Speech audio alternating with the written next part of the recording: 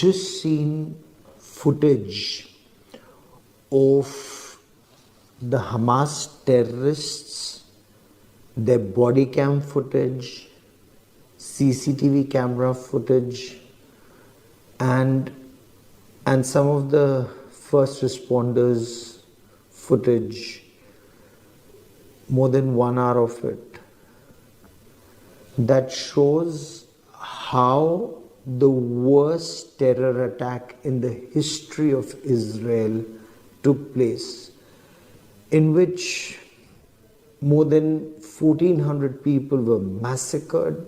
This is not something you see every day. Let me show you. Look. 50 people were taken prisoner, hostage, thousands injured, and according to Israel, there were close to 2,000 people who infiltrated from the Gaza Strip into Israel. And we'll talk about this because these images are truly horrifying. And this is uncensored. We are not showing you that footage because it hurts. It deeply hurts. It's very painful to see people whip out an assault rifle and indiscriminately kill people, and people dying on camera. And it's not a movie. This is what happened in Israel. The footage in one such camera, and imagine these terrorists, the Hamas terrorists, they had body cams. Some had GoPro on their headbands, GoPro cameras. Some had body cams on their chest. So for example, when they pick up their assault rifle, you can see the line of sight of the rifle and the bullets hitting the unfortunate victims. And not just in any one place, but in multiple places. And I've been to those places on ground. I've been to, for example, Kibbutz Be'eri.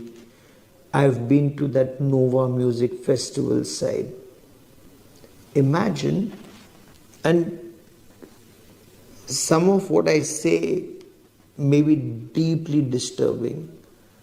We are not showing you those images, but I have seen those images. In a house, 2 young boys, they're waking up on a Saturday morning, and suddenly you hear a lot of gunfire outside. So their father, deeply concerned, he runs into their room, picks up both the boys, and they must be 8 years old, 10 years old, maybe 10 and 11. He picks up his sons and is rushing them to safety. In Israel, virtually every house has a bomb shelter, well protected, well fortified. But by the time he picks up his children and his 2 sons and takes them inside the bomb shelter, the terrorists follow him. And before the father can shut the door of that bomb shelter, the terrorists hurl a grenade inside. Imagine. The father, in those images you can see, with his body he's shielding his sons. And the father is killed. And the terrorists move on. And the sons come out running. The sons come out running, crying. You can even hear them on that camera. They're crying. And one saying, "Oh my God," words to the effect that their father is dead. And the elder brother is asking the younger brother, what happened? What happened? Where are you? Where are you going? Where are you going? And he says, I can't see, because he has grenade splinters in his eyes. He can't see anymore and he's bleeding. The other brother is bleeding, and the other brother, the elder brother, may be 10 years old, maybe 12 years old. The younger brother may be 7, 8 years old. And their father is dead. You can see the father's dead body. And you can see the children inside. They run into their house. Because where does a child go for safety? His own house. But his own house is not safe because Hamas terrorists have infiltrated. And then you see a terrorist with his bulletproof jacket and with his assault rifle, with his body cam. He comes in, he opens the door of the refrigerator and tells the kids to shut up, or words to that effect, and takes out a cola bottle and starts drinking cola from their house. And the kids are horrified. And the younger brother is telling the elder brother, I cannot see. And the elder brother is saying, oh my God, why am I not dead? Why am I alive? And their father is dead. And he says, this is not a prank, father is dead. And the younger brother says, I know father is dead. And then the children don't know where to go for safety. And this is just one such shot.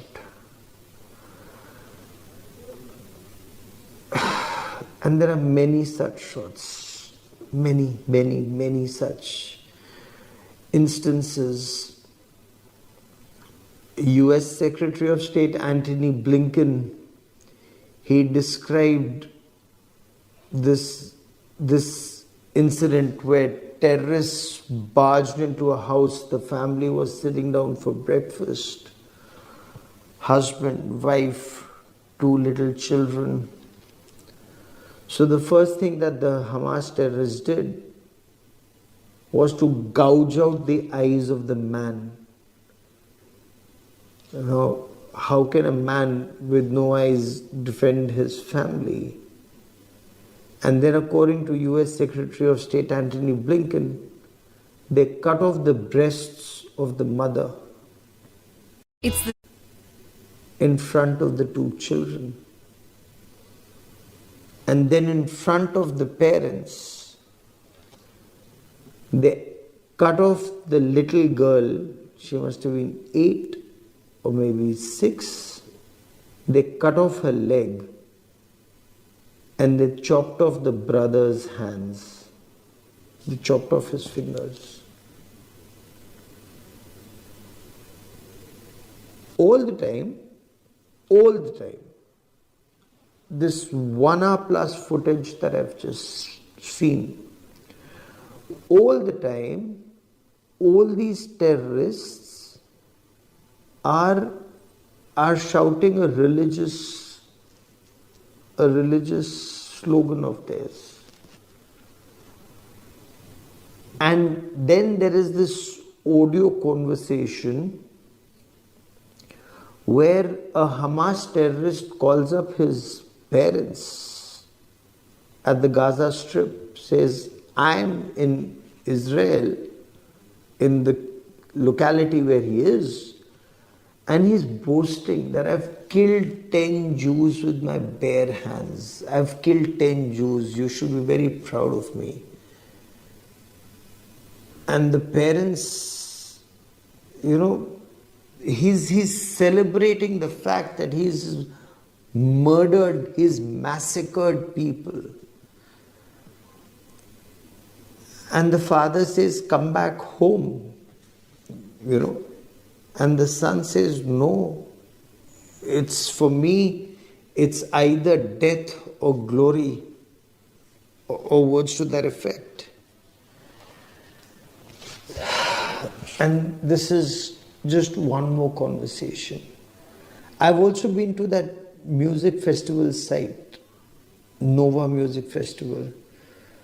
Now, when I went there, the devastation had already taken place. I spoke to some of the army officers there, I spoke to police officers there.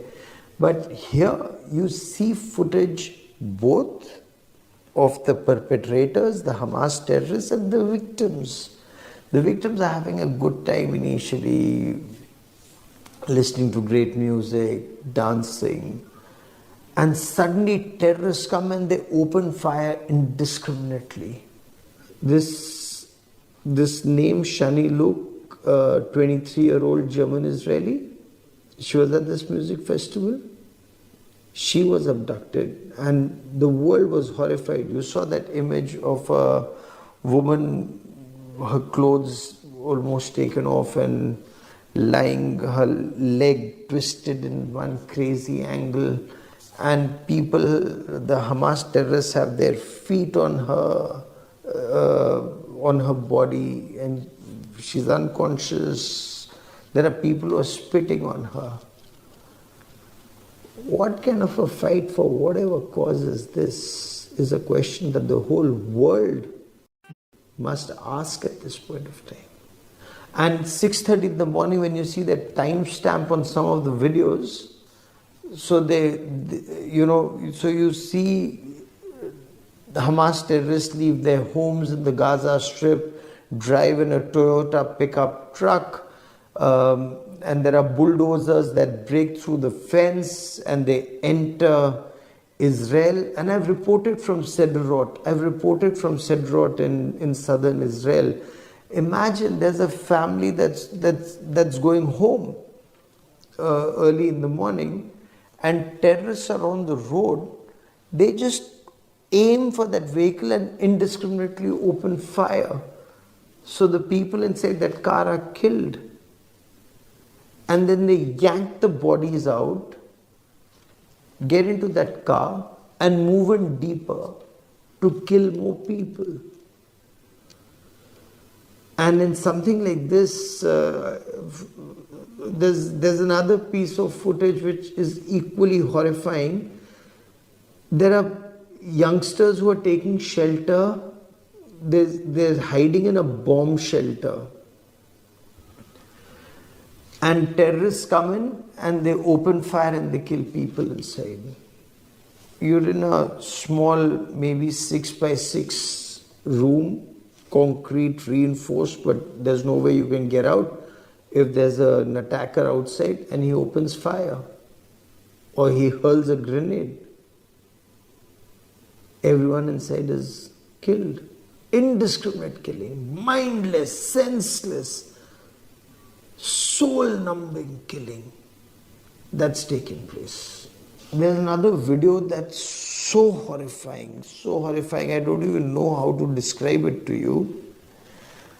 There's a person who's been shot at, so you can see a lot of blood all over him, and he's lying on the floor, but his limbs are still moving, so he's still not dead. So a terrorist walks up to him, and his rage or whatever he's going through, he picks up a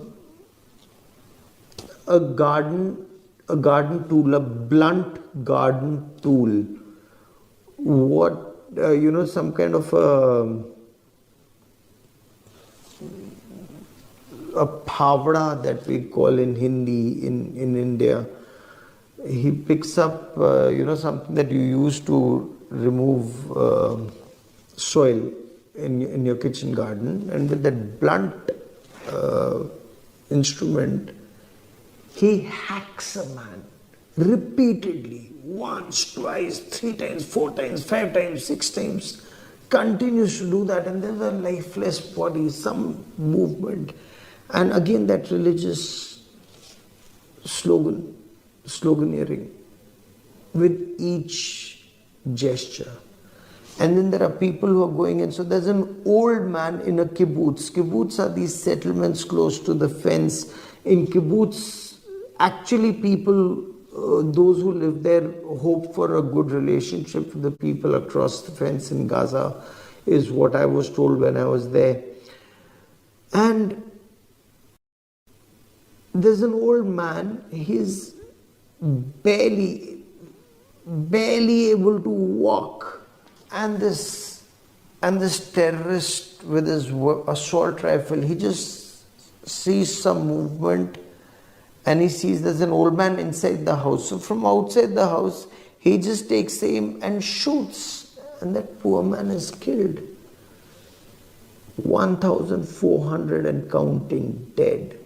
Several people burnt alive. I saw images of women burnt alive.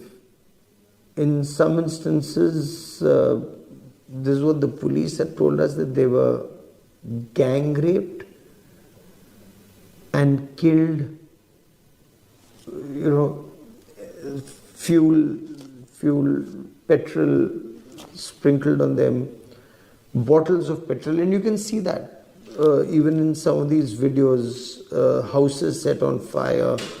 There's fuel and they set the houses on fire so that those who are inside the houses come out and then they're killed or they die inside the houses. I spoke to some of the doctors when I was in Israel who'd carried out the post-mortem, and they were horrified. They'd never seen something as barbaric as this, that people had been tied together and just massacred. This just goes on to indicate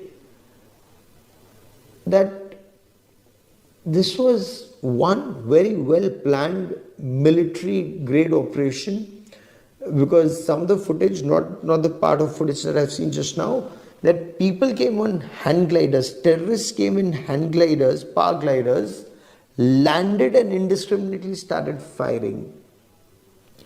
There was a footage which we saw right now, and I had also seen there in southern Israel. There were people inside a car, perhaps a couple, they were hugging each other. Petrol had been sprinkled all over the car, and that car was set on fire. So they burnt alive inside that car. They were burnt alive inside that car. This was the mindless killing in southern Israel. And Israel now says, never again. This is a fight where they will fight to finish Hamas. What is equally tragic is the number of innocents who are being killed even in the Gaza Strip. The fact that they have nothing to do with this war.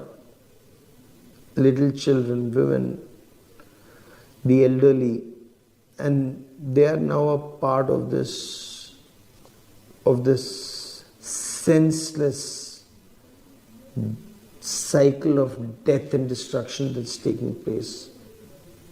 But there are no easy answers here, and there is no easy end.